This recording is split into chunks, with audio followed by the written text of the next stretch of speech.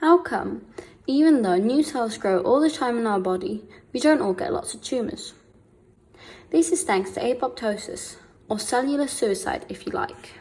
All of your cells are programmed to self-destruct through apoptosis when they recognise damage to the DNA to prevent them from reproducing and spreading this potential mutation.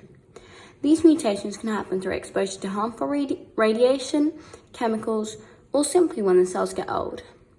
Apoptosis is a very orderly process and it happens 50 to 70 billion times a day in an average adult. This can be in the form of shedding of skin or sometimes menstruation. Apoptosis can be triggered in two ways. However, I will only talk about one of them, the intrinsic pathway. This is when the cell itself detects an error and triggers apoptosis. When apoptosis is triggered in the intrinsic pathway, it activates the B-cell lymphoma 2, or BCL2 family. This activates the other pro-apoptotic members of the BCL2 family, and it inhibits the anti-apoptotic members of the BCL2 family. One of the members of the BCL2 family, the BCL2-associated X protein, begins to break down the outer membrane of the mitochondria. This results in what scientists know as MOMP, mitochondrial outer membrane permeabilization.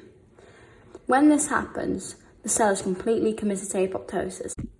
This is because when the mitochondrial membrane is compromised, it releases a series of proteins which in the cytoplasm of the cell form apoptosome. This activates caspase 9, which in turn leads to the activation of caspases 3 and 7. Caspases are enzymes that break down the DNA of the cell and contribute to the cell shrinking and blebbing. This cell is now under a lot of stress, so it sends out signals that attract macrophages. The macrophage attaches to the dying cell and engulfs it in a phagosome. The cell is then digested inside the macrophage. However, not all parts of the cell are always digested. Sometimes neighbouring cells use parts of the dead cell for their own purposes. So why do people get cancer? Sometimes cells can switch off the apoptotic pathways, often by messing with a delicate balance of pro and anti-apoptotic genes in the cell. This is how a tumour can grow out of control.